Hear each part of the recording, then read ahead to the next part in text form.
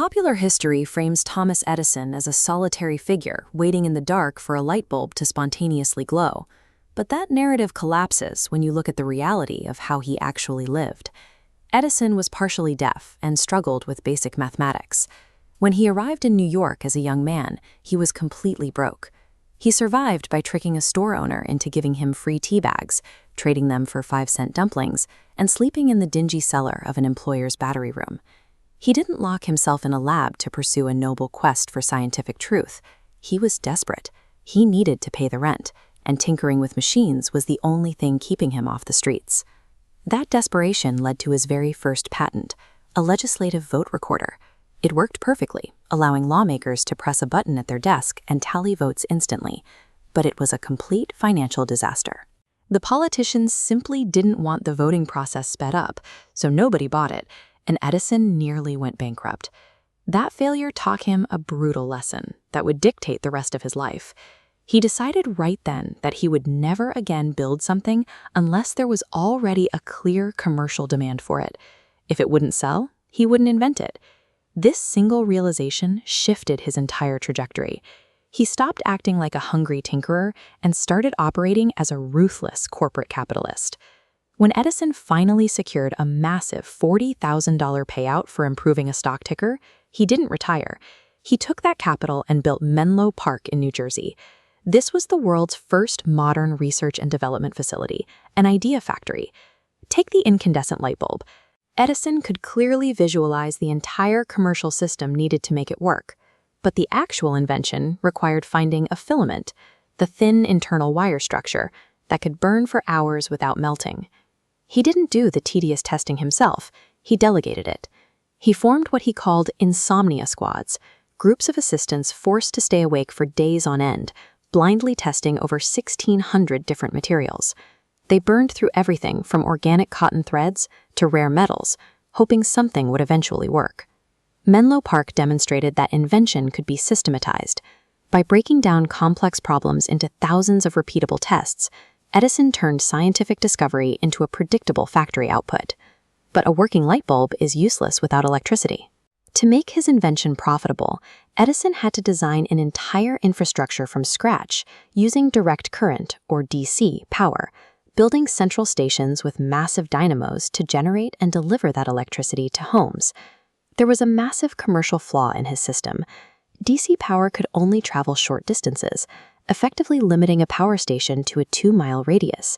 To illuminate a whole city, you would have to spend a fortune building a new power station every few blocks. The solution to this scaling problem walked right into his lab. Nikola Tesla was a mathematician who realized that alternating current, or AC power, which periodically changes the direction the electricity travels, could be transmitted across enormous distances without losing strength. Edison tasked Tesla with improving his inefficient DC motors, casually promising him a $50,000 bonus if he succeeded. Tesla delivered, but when he asked for his money, Edison laughed it off as an American joke. Feeling scammed, Tesla immediately quit and partnered with a rival investor, George Westinghouse. By treating a brilliant scientist like a disposable, gullible employee, Edison created his own worst nightmare. Edison was trapped.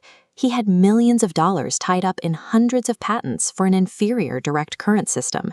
He simply could not afford to let Tesla's scientifically superior AC technology win the market. So he abandoned any pretense of scientific integrity.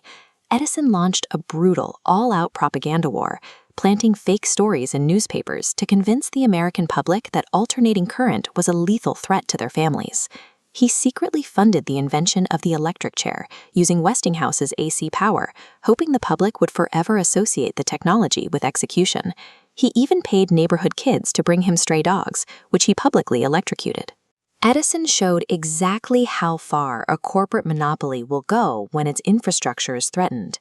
He was willing to weaponize fear, and even death itself, just to protect his profit margins. Ultimately, the smear campaign failed. Westinghouse and Tesla secured the contract for the 1893 Columbian Exposition, brilliantly illuminating the event with over 100,000 light bulbs.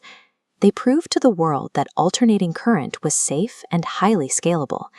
Yet the rewards for this victory were deeply uneven. When Westinghouse faced bankruptcy, Tesla tore up his lucrative royalty contracts to save his partner's company, eventually dying penniless. Edison, meanwhile, ruthlessly guarded his patents, consolidated his assets, and cashed out by selling his stock to financier J.P. Morgan. The superior scientist lost the brutal game of capitalism, but the cutthroat manager secured his wealth and walked away to invent another day. Edison took his capital, retreated to his laboratory, and proceeded to create massive new industries. He commercialized the phonograph, bringing recorded music into the home, and built the country's first motion picture studios, laying the groundwork for Hollywood.